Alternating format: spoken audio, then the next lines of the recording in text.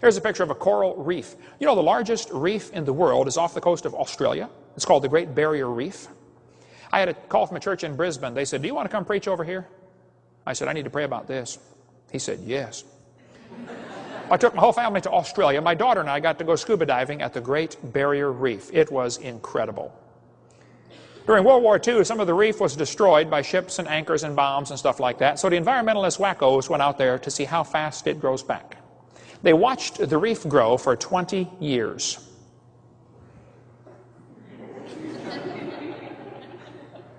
It was a government project. Based on a 20-year study, they said the reef is less than 4,200 years old. Oh, okay. Well, then I have a question. If the earth is millions of years old, why don't we have a bigger reef someplace? Why would the biggest reef on earth be less than 4,200 years old? I have a theory about that.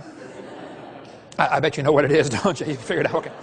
Here's a picture of Niagara Falls. The textbook says, boys and girls, the rocky ledge above Niagara Falls has been eroding for 9,900 years. Now, how do they know that? Well, it's pretty interesting. The rocks are breaking off the edge. All waterfalls do that, you know. The rocks break off the edge, and the waterfall eats its way backwards. The water flows one way, the waterfall moves the other way in response to the erosion. They've studied Niagara Falls pretty carefully for the last 200 years. They say it's moving back 4.7 feet a year. Interesting. Well, when Charlie Lyell went there in 1840, he said Niagara Falls is obviously back here, and it quite obviously started up here by Lewiston, New York. It's moving back down the gully. Charlie Lyell said, I think it took 10,000 years to go that far. Now, he said that purposely to try to discredit the Bible. Charlie Lyell hated the Bible. And that's the book that destroyed the faith of Charles Darwin.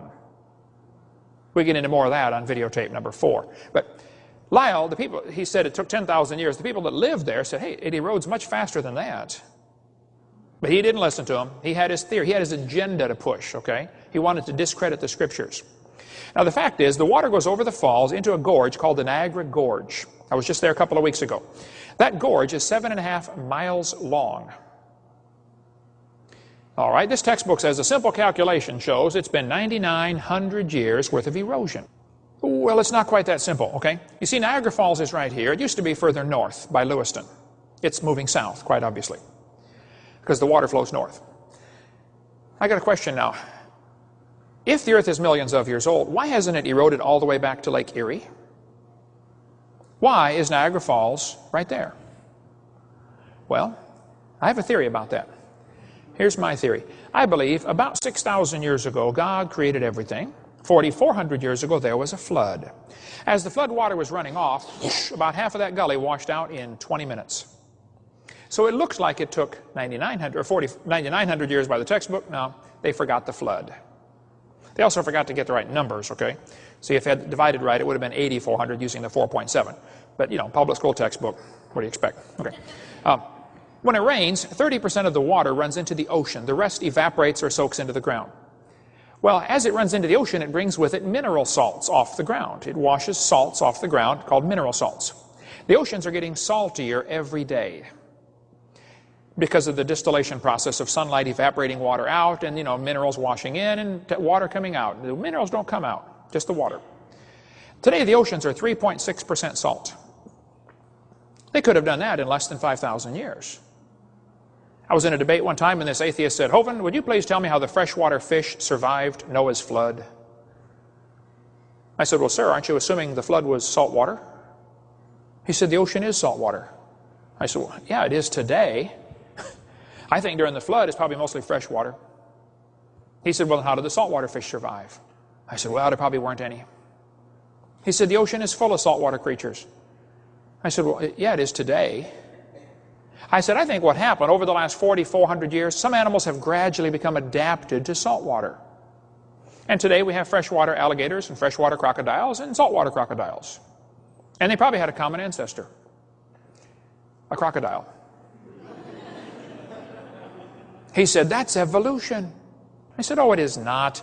Going from a freshwater croc to a saltwater croc is a minor change compared to what you believe. So you believe they changed from a rock to a croc. Now, there's a major change for you folks. Yes, sir. How many of you have ever gone into a cave and the guide said, don't touch the formations, they take millions of years to form? They all have the same story, right? You go to Carlsbad, they'll say, yep, it took 250 million years to these formations in here. They say tiny drops of water slowly build these formations. One guy said it takes 1,000 years to grow from 1/10 of a centimeter to 10 centimeters, up to 2.5 inches. Maximum be 2.5 inches per 1,000 years. Well, I don't think so. Here are some 50-inch long stalactites growing under the Lincoln Memorial, built 1922. Here's a bat covered up with flowstone before it could rot.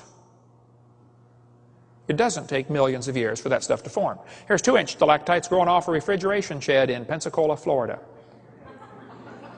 Here's a building in Indiana. It's only 40 years old. The basement is full of huge flowstone formations in 40 years from water dripping through the limestone. Here's a mine in Australia that was closed down for 55 years. When they opened it up to just check to see how it's doing, there were huge cave formations that formed in 55 years.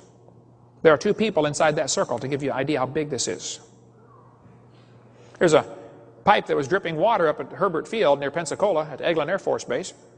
Made a 13-inch stalactite in 7 years. Underneath on the ground was a stalagmite. Everybody kept tripping on it, and so they broke it off and gave it to me. It's in my museum. Stalagmite formed in 7 years. Here's a parking garage in Texas. Brand new parking garage, built in 1997. It was making stalagmites on students' cars parking under it. So they put up a drip pan to catch the water. A guy in Wyoming had a hot mineral spring on his property in Thermopolis, Wyoming. And so he stuck a pipe in the ground back in 1903. The water came out the top of the pipe, ran down the sides. They called it the teepee fountain, kind of a natural fountain. Everybody thought, wow, that's cute. He's got a fountain in his yard. Well, slowly over the years, the water, as it ran down the side of the pipe, evaporated, some of it, leaving behind mineral deposits. How many have seen those mineral deposits in your sink, okay? Well, the guy died, and they left the pipe sticking in the yard. It's now been there for 100 years. Here it is, about 6 years ago. That would take some lime away to scrub that clean, don't you think? Mm-hmm. Sure would. It does not take millions of years to form those things. That's 100 years worth. The guy down the street started one later. It's not quite as big. But folks, it doesn't take a long time. Did you know at the current rate of erosion, the continents are going to erode flat in 14 million years? We have mudslides, landslides, of course, erosion, abrasion, exfoliation. Does the ground ever fall up? It's always down, isn't it? Sedimentary rock's always on its way down anyway. You might get igneous rock coming up, volcanoes. Did you know they're telling us we got fossils in sedimentary rock that are 300 times older than the current erosion rate would allow for? All you got to do is fly out west. 2 days ago I flew back from Grand Canyon, flew out west. You just look out the window of the plane, folks. It looks like there's erosion marks every place down there in places that hardly ever rain. We cover Grand Canyon in video 4 also. If you think that river made that canyon, you need to watch video number 4. Erosion marks all over this world are evidence of massive flooding on this planet. And we could spend all day on that. We cover more in video 6. A couple more things and we'll quit. The oldest writings in the world are about 5,000 years old. Well, that's interesting. Why would the oldest writings be 5,000 years old? Why does the Chinese calendar say this is the year 4704 right now? With Noah. The Chinese calendar, or the Hebrew calendar, said this is the year 5764. They think they started with Adam with their calendar.